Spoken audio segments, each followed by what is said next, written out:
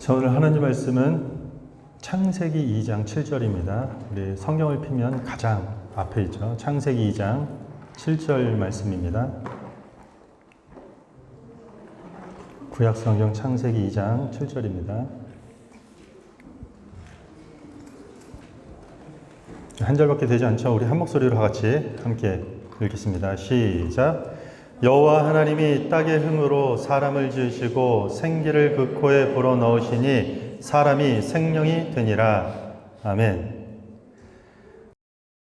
자, 오늘 말씀 제목은 사람다움이라는 주제로 하나님 말씀을 함께 나누도록 하겠습니다. 정확히 한 주 전이죠. 8월 15일 날 뉴스를 보셨는지 모르겠지만 이슬람 무장 세력 탈레반이 아프가니스탄 정부를 본격적으로 장악하였습니다.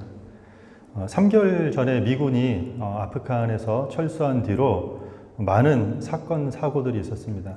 여고생들을 겨냥한 폭탄 테러 사건도 발생하고 탈레반들이 총과 채찍과 곤봉과 칼을 가지고 나와서 길에 있는 여성들과 어린이들을 무차별적으로 폭행하는 사건들이 일어나서 길거리에는 피투성이 시체들이 그리고 사상자들이 발생하게 되었습니다. 당연히 현지에 있는 기독교인들은 아주 극한 위험에 치닫게 된 상황입니다. 이 탈레반으로부터 생명을 느낀 이 많은 사람들이 약 200만 명 정도가 이 난민이 되어서 피난길에 올랐다고 합니다. 10대 형제가 미군 수송기 바퀴에 매달려서 탈출을 시도하다가 그 두 형제가 상공에서 떨어져 추락하는 사건도 발생했고요. 철조망 너머로 갓난아이를 미군에게 건너려고 하다가 수많은 아이들이 철조망 뒤로 떨어져서 끔찍한 사고가 발생하기도 했다고 합니다. 여성이 공공장소에서 온몸을 가려야 되는 부르카를 입지 않았다는 이유로 총기를 가지고 난사해서 그 자리에서 사살하는 사건들이 지난 한 주 동안 몇 차례 발생했고, 심지어 어제 뉴스에요. 한 지방 경찰청장을 잡아다가 기관총으로 처형하는 잔혹한 영상을 공개하기도 했습니다. 미국과 탈레반이 18년 동안 전쟁으로 사망한 사망자가 17만 명이 된다고 합니다. 적지 않은 인원이에요. 그런데 지금도 여전히 아프가니스탄 인근으로 많은 사망자가 속출하고 있는 상황이에요. 오늘날 우리는 역사적으로 그 어느 때보다 사람의 생명, 사람의 인권, 이런 것들이 존귀하다고 여기는 이런 시대에 살고 있음에도 불구하고 우리가 신문만 열면, 인터넷만 켜면은 지구촌 곳곳에서 사람의 생명이 무참히 짓밟히는 것을 우리는 오늘 이 시간에 생생히 목격하고 있어요. 20세기에 전쟁으로 죽은 사망자의 숫자가 1억 7천만 명으로 추산된다고 합니다. 21세기로 들어가면서 이렇게 전쟁 사망자의 사망률은 60%나 줄어들었대요. 참 다행이죠. 그런데 안타까운 것은 사람이 사람을 죽이는 일은 전쟁에서만 일어나지 않는다는 것이요. 우리가 잘 아는 살인 사건, 전 세계 연간 살인 사망자의 수가 무려 46만 명을 웃돈대요. 그리고 그 숫자는 계속적으로 인구는 줄어들고 있는데 그 사망자의 숫자는 늘어나고 있다는 것이요. 캐나다 역시도 매년 살인율이 올라가고 있어요. 우리 한국은 어떨까요? 한국의 연간 살인 사건의 숫자가 1,200건이래요. 하루에 3건씩 누군가 누구를 살해하는 일들이 일어나는 것이죠. 강도가 6,000건이 연간 일어나고요. 강간이 7,000건 범죄가 이루어지고 있다는 것이에요. 남을 죽이는 전쟁이나 아니면 상대를 죽이는 어떤 살인 사건뿐만 아니라 자기 자신의 생명을 뺏어가는 이 자살도 엄청나게 증가하고 있어요. 전 세계 연간 80만 명이 자살을 하고 있대요. 40초에 한 명이 죽는 꼴이에요. 자기 목숨을 끊는 것이에요. 한국은 안타깝게도 OECD 국가 중에 자살률이 1위예요. 연간 2만 명이에요. 하루에 54명이 스스로 목숨을 끊고 있다는 것이에요. 이 수치도 매년 증가하고 있다고 합니다. 낙태율도 한국이 세계 1위예요. 10년 전에는요, 연간 200만 명이었대요. 반으로 줄어서 100만 명이에요. 100만 건이라고 할 수 있겠죠. 그래도 하루에 3,000명씩 낙태 수술을 하고 있는 것이에요. 전쟁, 살인, 낙태, 자살, 입에 담을 수 없는 수많은 사건, 강력 범죄들이 이 세상에 가득하다는 것은 우리는 너무나도 잘 알고 있어요.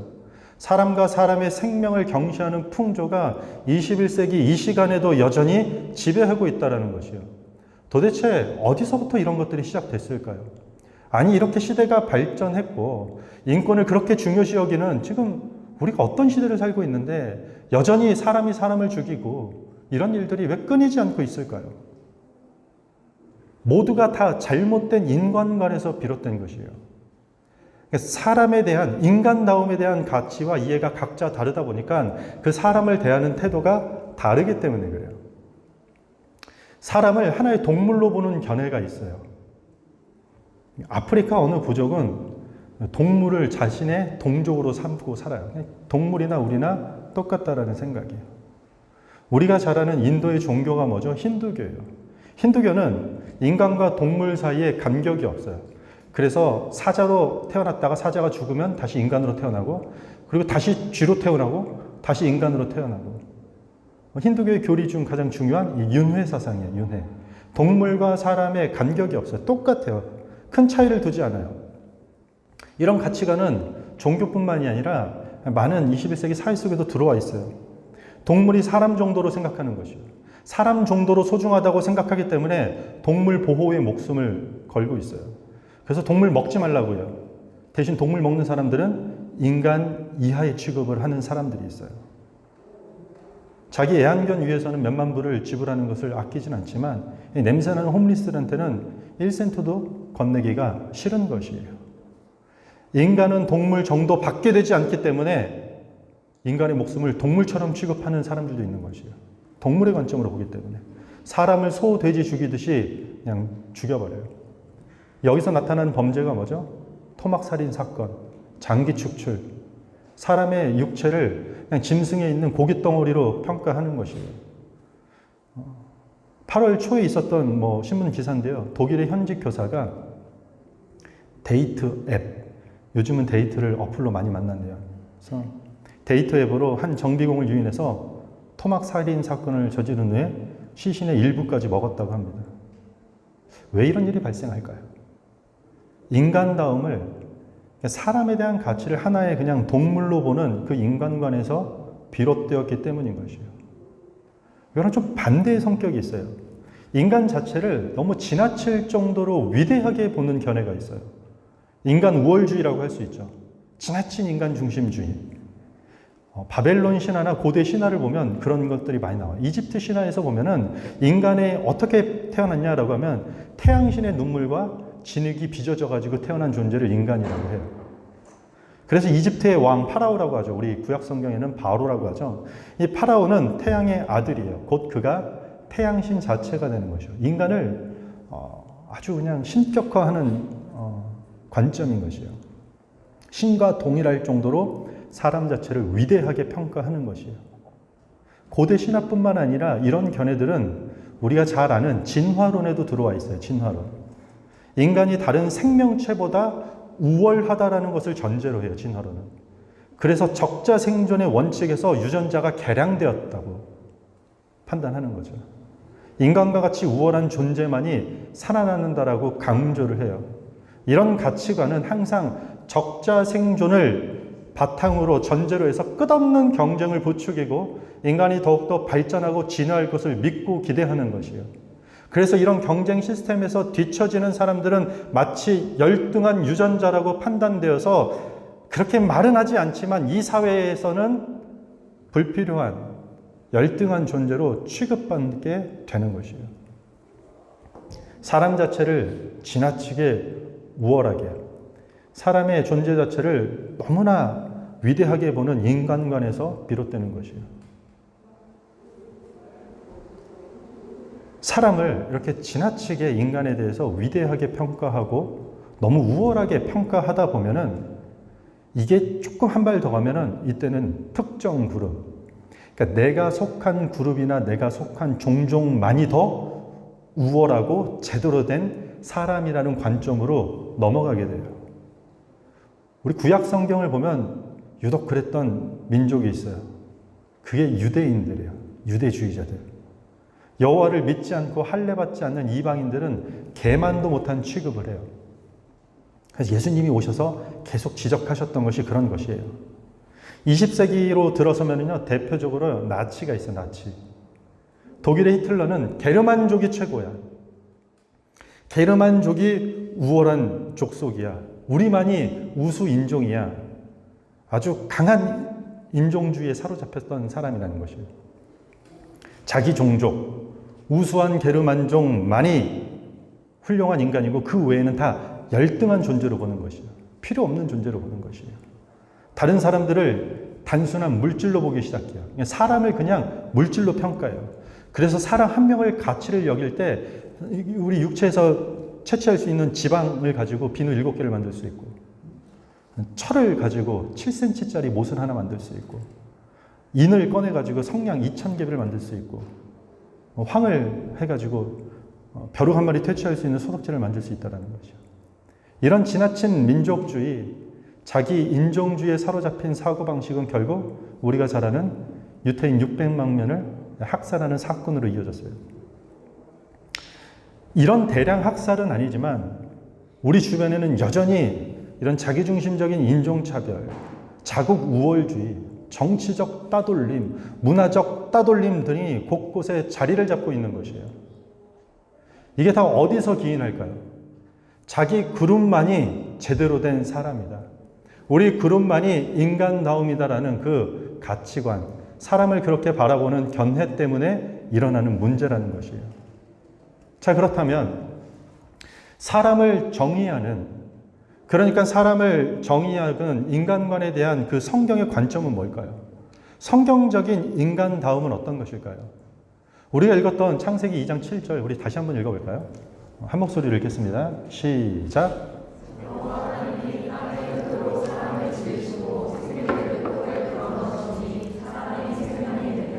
아멘. 인간이 처음 창조되었을 때 어떤 물질로 만들어졌냐라고 지금 이야기를 하고 있죠. 어떤 물질로 만들어졌나? 한번 보여주세요. 화면. 뭘로 만들었다고요? 질문이 어렵나요? 땅의 흙으로. 아시잖아요, 흙으로. 이상하게도 뭐 고대 비슷한 시기에 바벨론 신화나 아니면 이집트 신화에서 사람을 신의 피나 신의 눈물이나 신의 뭐 몸의 일부를 섞어서 만든 게 아니라 이 하찮은 흙으로 만들었다고 얘기하는 것이죠. 창세기 2장 19절에 보면 동물들도 흙으로 만들었다고 이야기를 하고 있어요. 그런데 동물들을 만든 흙은요, 똑같은 한글 성경에는 흙이라는 단어를 썼는데 원어로 보면요, 그 흙은 조금 달라요. 동물들은 그라운드예요. 그러니까 기름진 흙으로 만들었다는 거예요. 정말 땅에서 취한. 그런데 오늘 지금 창세기 2장 7절에서 말하는 사람을 만든 이 재료는요, 원어가 좀 달라요. 영어로 표현하면요, 더스트예요. 먼지예요, 먼지. 흙이라고 했지만 정확히는요, 먼지라는 것이요. 그래서 어떤 학자들은 이 먼지를 땅에서 취한 흙먼지로 만들었다라는 것이요. 사람의 재료가 흙먼지라는 거죠. 어떤 흥미로운 주장이긴 하지만 저는 되게 근거가 있다고 생각하는데, 천문학에서는 별이 죽고 나서 이게 퍼지게 되는 인터스텔라의 먼지들이 이 먼지라고 하는 것이에요. 그래서 인간의 몸을 구성하는 탄소를 비롯한 다양한 원소들이 별의 내부에서 만들어졌기 때문에 여기서 말하는 먼지는 바로 스타더스트, 그러니까 별 먼지. 별의별 먼지의 별이 아니라 스타, 이게 별이 폭파하면서 생긴 그 먼지로 만들었다는 것이죠. 흙먼지나 별먼지나 그 먼지가 뭔지 저도 잘 모르겠지만 중요한 건 우리를 만든 재료가 너무 보잘것없는 티클이고 더스트, 먼지라는 것이에요. 황당하지 않나요? 성경이 우리를 만든 재료가 그냥 먼지라는 것이에요. 생명의 근원인 기름진 흙이 아니라 하찮은 먼지로 우리 인간을 만들었다고 성경이 이야기하고 있다는 사실이에요. 재료만 보면은요, 인간은요, 동물만도 못해요. 제가 좀 죄송하지만 65kg 성인 육체를 공업 제품으로 환산하면요, 50불 정도밖에 안 나온대요. 우리의 가치가. 한국에서 새우잡이로 남자 팔려가면요, 200만 원에서 힘센 사람은 300만 원. 우리가 그 정도밖에 안 된대요. 과학기술이 좋아져서 몸에 있는 수분을 다 제거해서 우리 몸에 있는 이런 여러 가지 인체에 있는 것들을 화학약품으로 만들어낼 수 있으면 수억 원까지는 가치를 뽑아낼 수 있다고 해요. 그런데 중국에 짱아오라는 개가 있대요. 한 마리에 28억 원에 팔린대요. 개 한 마리가. 더 놀라운 건 제가 한번 검색을 해봤어요. 세계에서 제일 비싼 동물이 뭔가. 경주마래요. 미국에서 팔린 경주마. 하나로 830억에 팔린대요. 경주마가. 성경은 우리의 창조를, 그러니까 인간 창조에 대한 모습을 짐승만도 못한 재료로 만들었으니 너희는 짐승만도 못한다라는 말을 하고 있는 걸까요? 당연히 아니겠죠. 다시 한번 읽어볼까요? 2장 7절. 이렇게 몇 번 읽으면 그냥 한 절은 다 오늘 외우시고 가도 됩니다. 함께 읽겠습니다. 시작. 여호와 하나님이 땅의 흙으로 사람을 지으시고 생기를 그 코에 불어넣으시니 사람이 생명이 되니라. 아멘. 흙먼지로 사람을 지었는데 그 코에 무엇을 불어넣었다고 하고 있죠? 생기예요. 생기. 사람을 구성하는 요소 중에는 아까 얘기했던 먼지라는 물질과 함께 생기라는 비물질 요소가 아주 중요하게 여겨진다는 것이죠. 하나님께서 생기를 그 코에 불어넣으셨다. 생기는요, 살아있는 숨이에요. 호흡을 불어넣었다는 말이에요. 인간은 본디 먼지에 불과한 비천한 존재였으나 그 속에 하나님의 숨이 들어갔을 때 사람은 살아나는 생명체가 되었다라고 얘기를 하는 것이에요. 성경은 하나님께서 동식물을 만들 때는 아주 기름진 땅, 이 그라운드의 흙으로 그냥 만드셨다라고, 말씀으로 만드셨다라고 표현해요. 그런데 2장 7절에 보면 사람을 만들었다고 얘기할 때 지으셨다라는 동사를 의도적으로 써요. 인간은 지으셨다라고 해요. 이 지으셨다라는, 이 지었다라는 표현은 정확하게 토기장이가 토기를 빚는 일을 말하는 단어예요. 토기장이가 정성을 다해 조심스럽게 그릇을 빚는 것처럼 하나님께서 인간이란 작품을 정성껏 지으셨다라는 이야기를 하는 것이에요. 에베소서 2장 10절입니다. 같이 한번 읽겠습니다. 시작.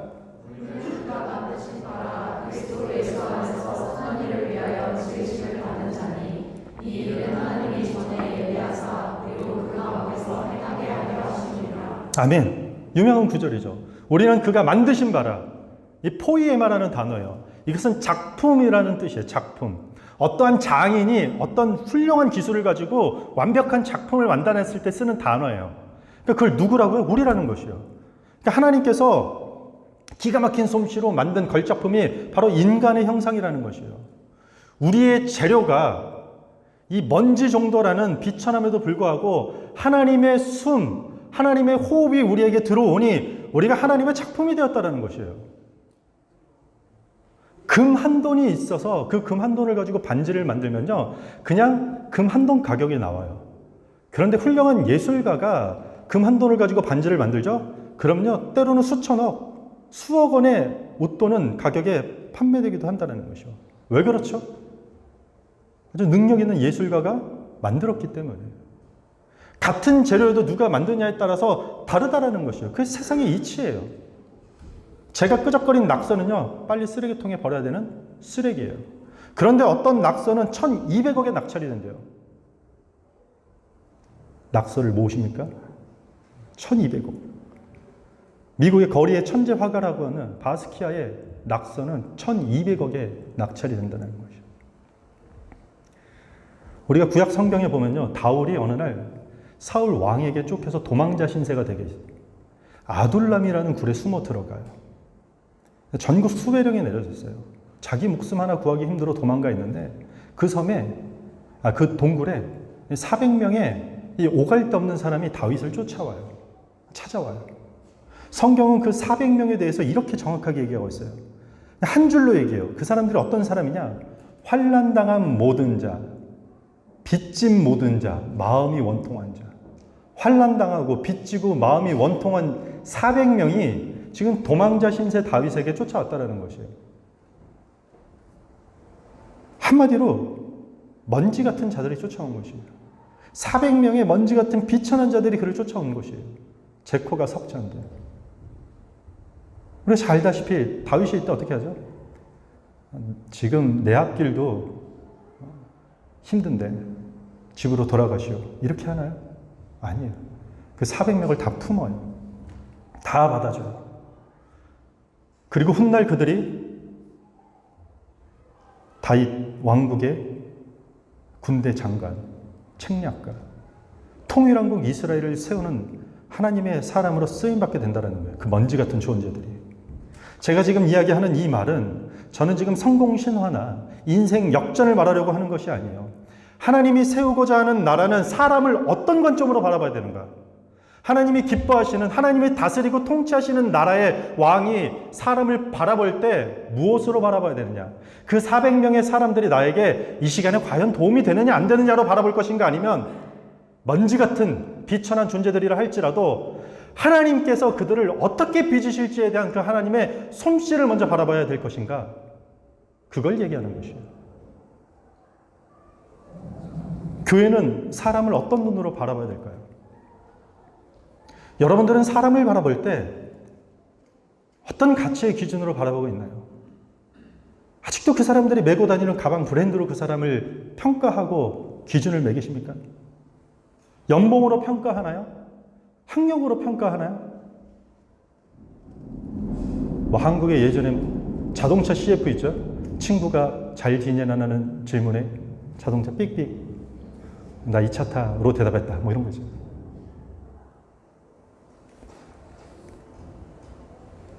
어쩌면 그런 것들은요, 먼지와 같은 것들이에요.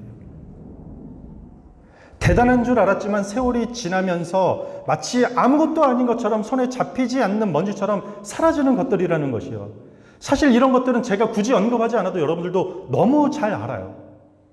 학력이 전부가 아니고, 돈이 전부가 아니고, 권력이 전부가 아니라는 것을 우리는 잘 알고 있어요. 우리는 그게 전부가 아니라는 걸 잘 알면서도 왜 이런 가치로 자꾸 사람들을 바라보게 될까요? 알면서도. 왜 그럴까요? 그런 것들이 전부가 아닌 것을 아는데 먼지 같은 인생을, 먼지 같은 존재들을 작품으로 만드신 하나님의 기가 막힌 솜씨를 아직 모르기 때문이거든요.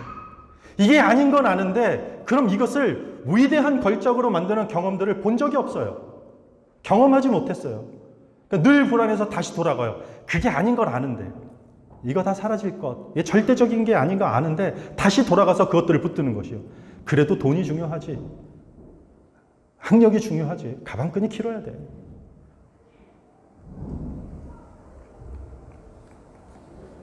약한 자를 들어서 강한 자를 이기시는 하나님을 경험하지 못했기 때문이에요. 낮은 자를 들어서 높은 자를 부끄럽게 하시는 하나님의 놀라운 은혜를 아직 모르기 때문이 그래요. 하나님께서 어떻게 저 먼지 같은 사람을 작품으로 만드실 수 있을까? 이런 관점을 가지고 바라보는 것을 우리는 그리스도인이라고 하는 것이에요. 그 사람의 환경을 둘러싼 경제적 재반, 학력, 어떤 능력들, 그런 환경들을 바라보는 것이 아니라 저 사람의 저런 연약한 먼지 같은 부분들도 하나님이 어떻게 작품으로 만드실까? 하나님의 솜씨는 얼마나 위대할까? 우리가 교회에 와서 신앙생활할 때 여러분들 어떤 마음으로 오나요? 물리적으로 교회 오긴 했지만 여러분들의 신앙생활할 때 내가 하나님을 믿겠다, 내가 그리스도인이 되겠다, 신앙생활을 한번 해보겠다 할 때 이 어떤 마음이 저면에 있나요? 나의 먼지 같은 것들 하나님이 어떻게 이루실지 여러분들 기대하고 하는 것이에요. 그게 신앙의 출발점이에요. 비록 내가 이 정도밖에 되지 않을지라도.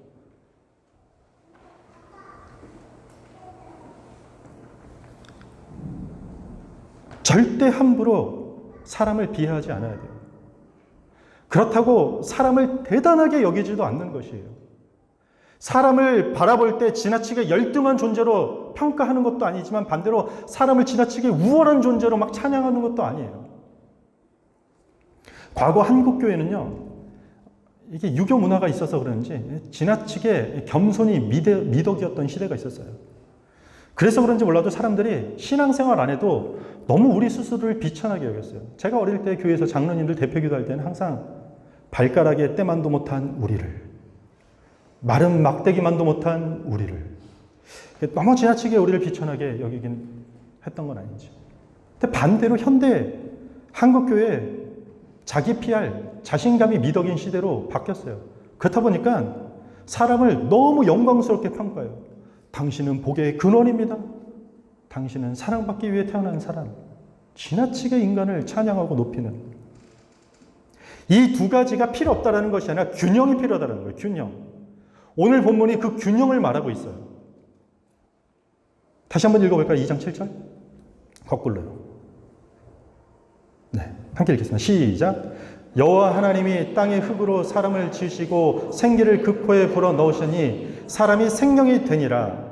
인간을 만들 때 취한 것은 먼지에 불과하지만 다른 피조물들과 달리 생기를 받아서 생명이 시작되었던 것이에요.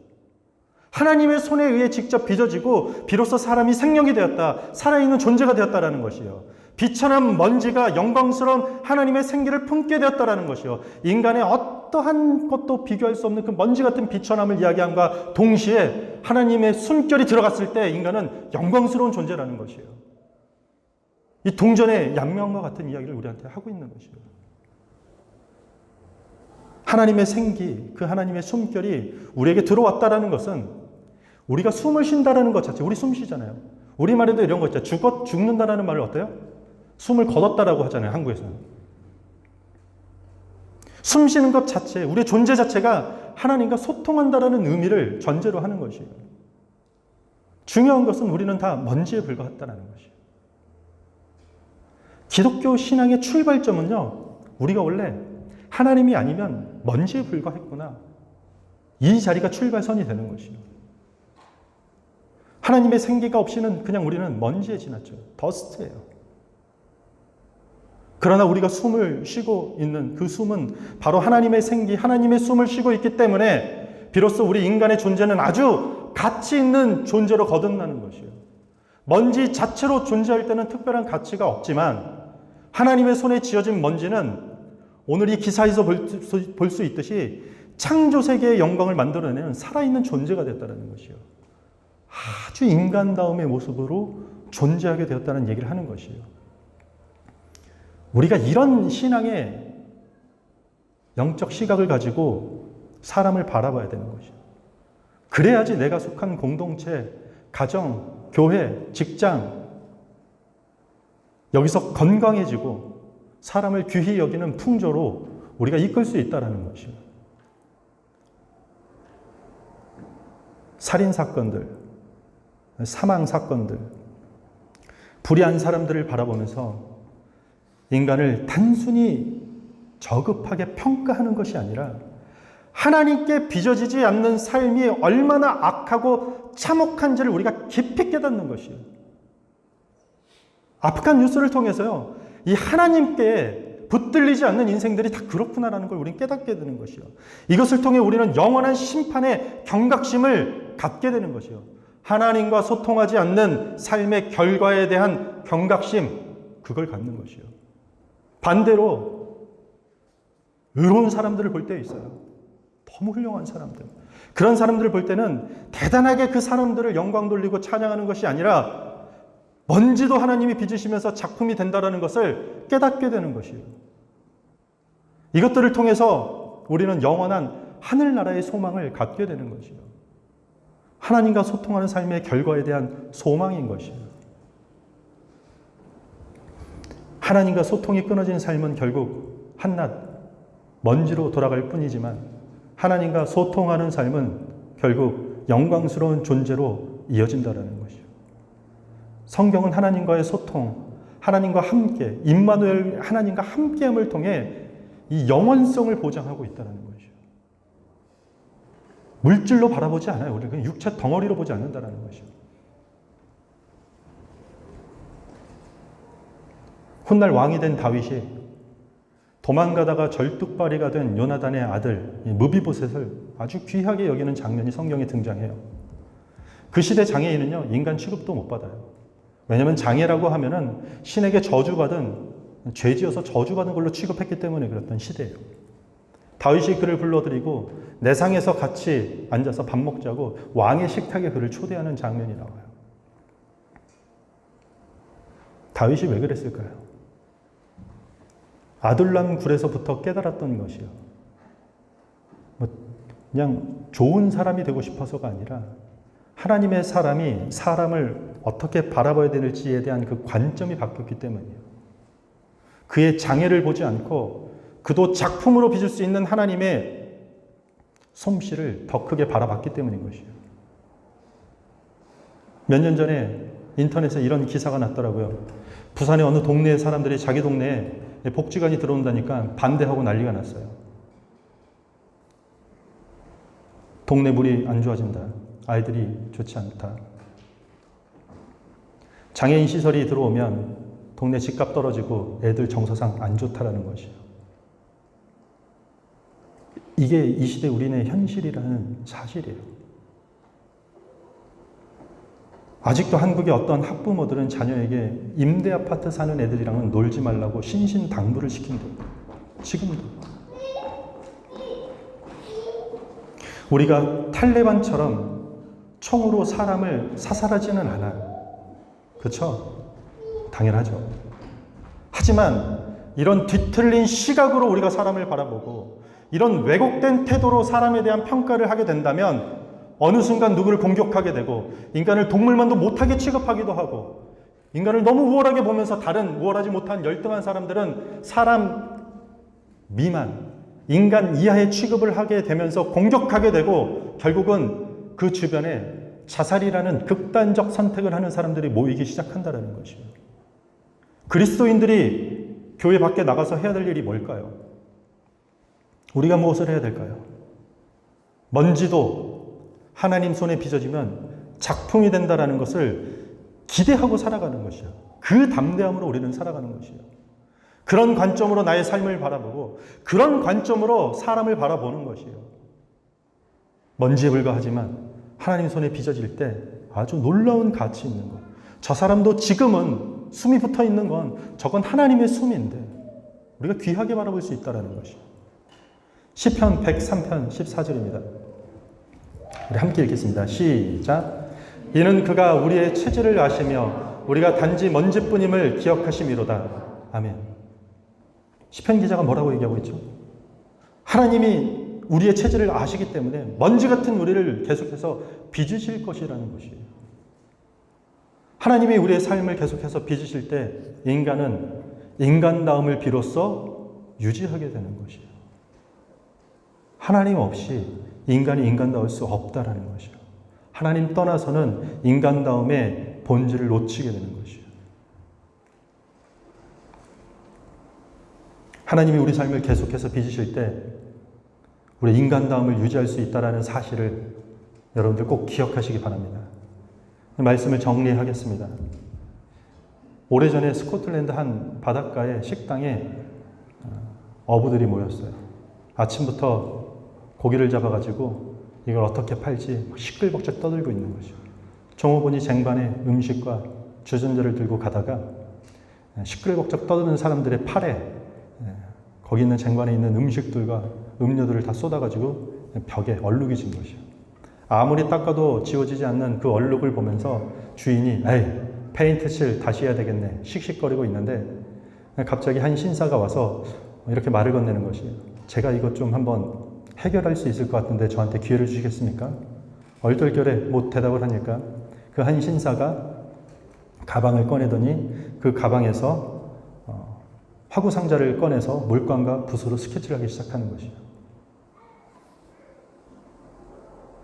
그 얼룩을 이용해서 명암을 넣고 색깔을 입히고 멋진 큰 뿔 달린 사슴 그림이 나타나게 된 것이에요. 그 사람 이름이 야생동물학과 에드윈 렌시어라고 하더라고요. 얼룩은 상품의 가치를 떨어뜨려요. 우리도 잘 알아요. 그러나 명장의 손에 걸친 얼룩은 명작으로 거듭나는 것이에요. 마찬가지예요. 얼룩으로 인간다움의 가치가 떨어질 때가 있어요. 우리의 연약함 때문에 또 이 기질 때문에 어려서부터 살아온 이 환경 때문에 아니면 내가 좀 배우지 못해서 아니면 내가 가난 속에서 오래 있었기 때문에 아니면 나의 어떤 연약한 컴플렉스, 건강이 약해서 성격이 조금 모나서 이런 여러 가지 이유로 우리에게는 우리 인생의 가치를 떨어뜨리는 얼룩들이 다 가지고 있다는 것이에요. 하지만 하나님이란 명장 손에 걸칠 때 우리 삶이 명작이 된다는 사실인 것이에요. 인간다움에 대한 가치를 오늘을 창세기 기자는 그렇게 얘기하고 있는 것이에요. 먼지처럼 사라질 것들로 타인을 바라보지 마세요. 그렇게 평가하지 않길 바랍니다. 인간에 대한 뒤틀린 평가로 사람을 죽이는 일에 우리는 간접적으로도 참여하면 안 된다는 것이요.